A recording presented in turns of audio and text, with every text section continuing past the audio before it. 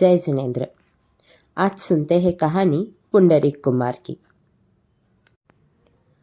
महाविद्य क्षेत्र के पुष्कलावती विजय में पुंडरीकिनी नगरी के राजा महापद्म के दो पुत्र थे, पुंडरीक और कंडरीक।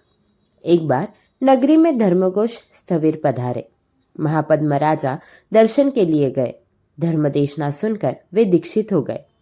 महापद्म मुनि ने संयम तपश्चर्या से आत्मा को विशुद्ध किया और कर्मक्षय करके सिद्ध, बुद्ध और मुक्त हुए।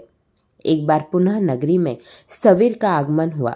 इस बार धर्मोपदेश श्रवण करने से राजकुमार कंडरीक को वैराग्य उत्पन्न हुआ। उन्होंने पुंडरीक से दीक्षा की आज्ञा मांगी। पुंडरीक ने उन्हें राज्य का प्रलोभन दिया, पर कंडरीक ने स्वीकार नहीं किया और वे दीक्षित हो गए। दीक्षा के पश्चात कंडरीक मुनि देश देशांतर में विचरने लगे। संयम जीवन में रूखा सूखा आहार करने से वे बीमार हो गए। विचरण करते हुए वे पुनः पुंडरीकिनी नगरी में पधारे। राजा पुंडरीक ने मुनि कंडरीक को रोगग्रस्त देखा तो गुरु से यानशाला में पधारने की विनंती की और कंडरीक मुनि की चिकित्सा की। उचित चिकित्सा होने से कंडरीक मुनि स्वस्थ हुए। गुरु आदि अन्य मुनि ने वहां से विहार किया, परंतु कंडरीक मुनि राजसी भोजन पान में ऐसे आसक्त हुए कि विहार करने का नाम ही न लेते। कंडरीक मुनि की आत्मा को जागृत करने के लिए एक बार पुंडरीक राजा ने उनके निकट जाकर वंदन नमस्कार करके कहा, हे देवानुप्रिय, आप धन्य हैं, पुण्यशाली है। आपने इस जन्म को सफल बनाया है। मैं पुण्यहीन हूँ, भाग्यहीन हूँ कि अभी तक मेरा मोह नहीं छूटा। मैं संसार में फंसा हूँ।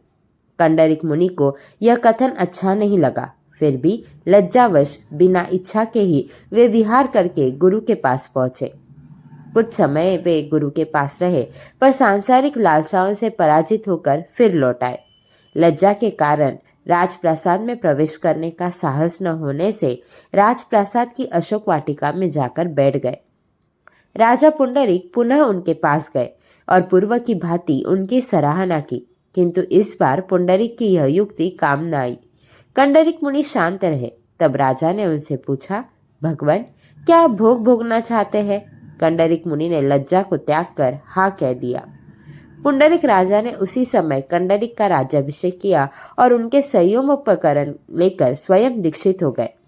उन्होंने प्रतिज्ञा धारण की कि वे गुरु के दर्शन करके एवं उनसे संयम अंगीकार करने के पश्चात ही मैं आहार पानी ग्रहण करूंगा। उन्होंने पुंडरीकिनी नगरी से विहार करके स्थविर भगवान की ओर प्रस्थान किया। कंडरीक ने अपथ्य का सेवन किया और अल्पकाल में ही आर्तध्यान से मृत्यु को प्राप्त किया। वहां की आयु के पूर्ण होने पर वे सप्तम पृथ्वी में उत्पन्न हुए। पुंडरीक मुनि ने उग्र साधना की, अंत में समाधि पूर्वक शरीर का त्याग किया और सर्वार्थ सिद्ध नामक अनुत्तर विमान में उत्पन्न हुए। वहां से पुनः मनुष्य भव में आकर संयम स्वीकार करके सिद्ध, बुद्ध और मुक्त होंगे।